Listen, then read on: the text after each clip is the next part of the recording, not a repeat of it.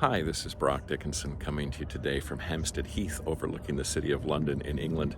And I wanted to talk today about the notion of levelling up, which is an economic development concept that the British government has introduced over the last year or two.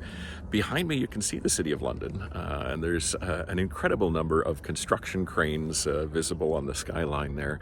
The city is booming, and in fact, about 1/8 of the UK's population lives in the London area, but 1/4 of the British economy revolves around activities in that area. And this has led to some real challenges because London has become a bit of a draw for investment, for economic activity, for talent from around the rest of the country, meaning that the rest of the country struggles when it comes to economic development and economic opportunities. And so the concept of leveling up is to say, how do we take some of the success of London and begin to move it out to other places around the country? Now, it remains to be seen whether this is going to be an effective strategy or not. There's been a lot of chaos in British politics lately, 6 prime ministers over the course of the last decade. And so the ability to kind of consistently apply economic development policies has been a bit lacking. But the leveling up concept itself has a lot of interest for a lot of places around the world. We can sort of think about many regions or jurisdictions where a single large city tends to dominate a much wider economy. Think of Amsterdam and the way it dominates the Dutch economy, or at the state or provincial level in North America, we think of New York City sort of drawing so much away from the rest of New York State, or the city of Halifax and its impact on the economy of Nova Scotia.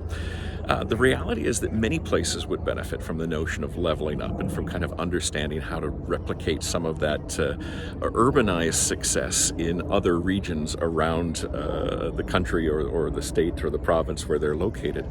And I think that this is an interesting time to be thinking about those sorts of ideas because in the post-COVID timeframe, we're also experimenting with lots of new approaches and ideas about how real estate development works.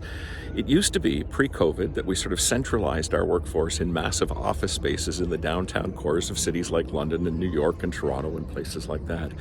But increasingly, as we shift to hybrid work, we can decentralize those workforces. We can give up those very expensive real estate spaces in urban centers and move to smaller offices in smaller regions dispersed around a wider geography.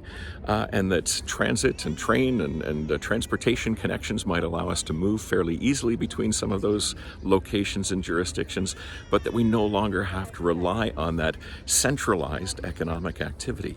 And if we pursue that sort of an approach wisely, that does open up a lot of economic development opportunities for smaller communities and regions that are farther from the urban centers that have traditionally been the focus of our economy. So a big question mark around where this is going to head, but a suggestion in this post-COVID world that we may be headed in the direction of leveling up.